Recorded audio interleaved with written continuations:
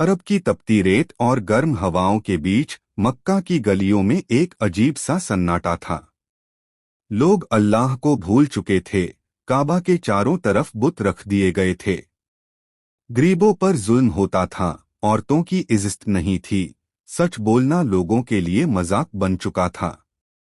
लेकिन उसी अंधेरे में अल्लाह ने तय कर लिया कि अब एक ऐसी रोशनी भेजनी है जो इस अंधेरे को हमेशा के लिए मिटा देगी।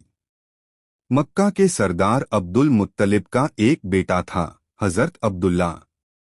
वो नेक, सच्चे और ईमानदार इंसान थे। उनका निकाह हुआ मक्का की सबसे पाक और शरीफ औरत हजरत आमिना से। लेकिन अल्लाह की मर्जी कुछ और थी।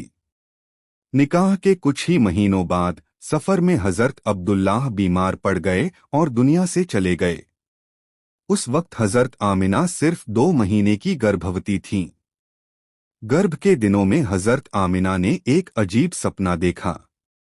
एक नूर उनकी तरफ आया और बोला, आमिना, तुम सबसे पाक इंसान की मां बनने वाली हो। उनका नाम मुहम्मद रखना, क्योंकि वो दुनिया के लिए रहमत बनकर आएंगे। रबीउल अव्वल की 12वीं तारीख की रात मक्का पर सन्नाटा था, लेकिन आसमान पर एक नूर फैल गया। हजरत आमिना कहती हैं, मेरे घर में ऐसी रोशनी फैली जिससे मैंने बसरा के महलों तक देख लिया। उसी रात अजीब घटनाएं हुईं। ईरान का महल हिल गया, 1000 साल से जल रही आग बुझ गई, समंदर ठहर गए। और उसी रात पैदा हुए आखिरी नबी, दुनिया के सरदार मोहम्मद सल्लल्लाहु अलैहि वसल्लम। दादा अब्दुल मुत्तलिब ने उन्हें गोद में लिया और कहा, ये मेरा पोता नहीं, ये तो पूरी दुनिया का सरदार है। अरब में रिवाज था कि बच्चों को देहात में दूध पिलाने वाली औरतों के पास भेजा जाता था। बनु साद कबीले की हलीमा सादिया गरीब थीं। उनकी ऊँटनी दूध नहीं देती थी, बकरियां सूखी थीं, घर में तंगी थी। जब वो मक्का पहुंचीं, सब औरतें अमीर घराने के बच्चों को चुनकर ले गईं।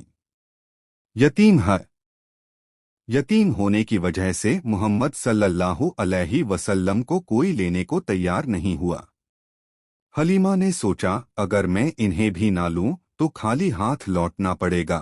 उन्होंने इस अनमोल बच्चे को अपनी गोद में उठा लिया। जैसे ही उन्होंने इस बच्चे को उठाया, बरकत का पहला निशान मिला। वो ऊँटनी जो महीनों से दूध नहीं देती थी, अचानक भरपूर दूध देने लगी। हलीमा और उनके शौहर ने भरपेट दूध पिया। घर लौटते वक्त उनका ऊँट, जो हमेशा सबसे पीछे रहता था, उस दिन सबसे आगे दौड़ रहा था। गांव पहुंचे तो सूखी बकरियां दूध से भर गईं, घर में खुशहाली आ गई। हलीमा हमेशा कहती, ये बच्चा हमारी किस्मत बदलने वाला है। 4 साल बाद मोहम्मद सल्लल्लाहु अलैहि वसल्लम मक्का लौट आए।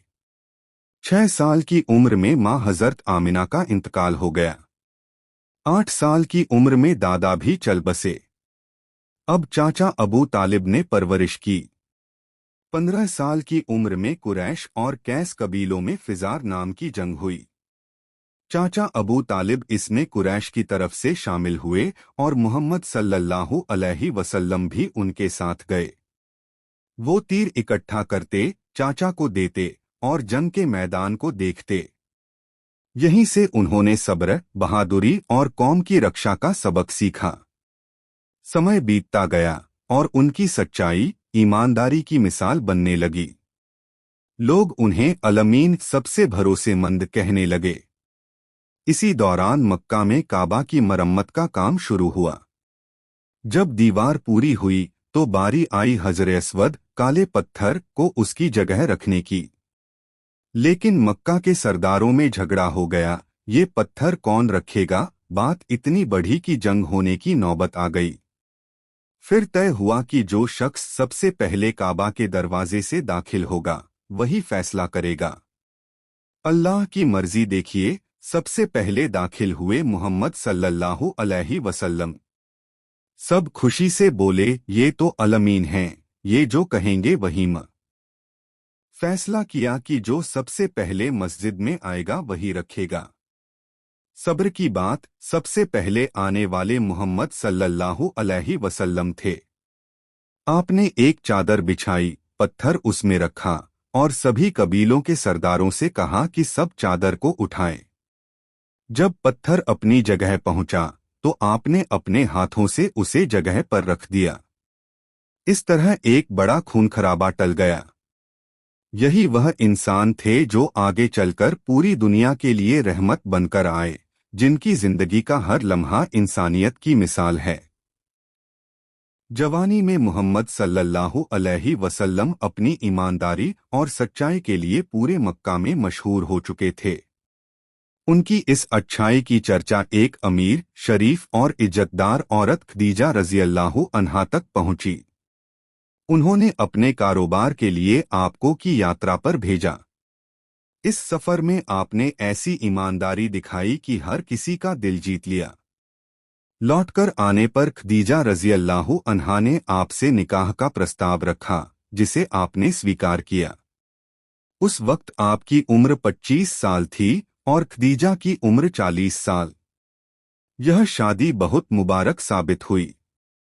शादी के बाद मोहम्मद सल्लल्लाहु अलैहि वसल्लम हमेशा लोगों की मदद करते, गरीबों का सहारा बनते, अनाथों के लिए रहमत बनते। आपको दुनिया की बुराइयां, झूठ, जुआ, शराब और बुत परस्ती पसंद नहीं थी। अक्सर आप मक्का से कुछ दूरी पर गारे हिरा नाम की पहाड़ी गुफा में जाकर तन्हाई में अल्लाह की याद करते। इसी गुफा में रमजान के महीने की एक रात, जब आपकी उम्र 40 साल थी, पूरी दुनिया बदलने वाला वाक़िया हुआ।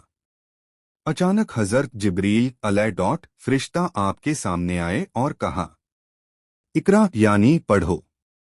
आपने कहा, मैं पढ़ना नहीं जानता। फिर उन्होंने 3 बार आपको गले लगाया और कहा, अपने रब के नाम से पढ़ो जिसने पैदा किया।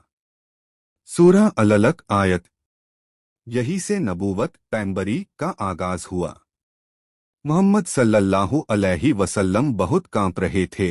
घर लौटकर उन्होंने अपनी पत्नी खदीजा रज़ियल्लाहु अन्हा से कहा, मुझे ढक दो, मुझे ढक दो। उन्होंने आपको ढांपकर दिलासा दिया और कहा, अल्लाह कसम, आप कभी झूठ नहीं बोलते, गरीबों की मदद करते हैं, रिश्तेदारी निभाते हैं, अल्लाह आपको कभी रुस्वा नहीं करेगा।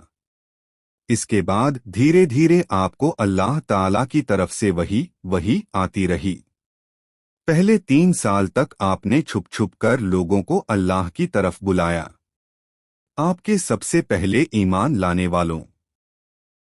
ऐसी सच्ची कहानियों के लिए चैनल को सब्सक्राइब करें। अगर दिल को छू गई हो तो लाइक जरूर करें और दोस्तों के साथ जरूर शेयर करें।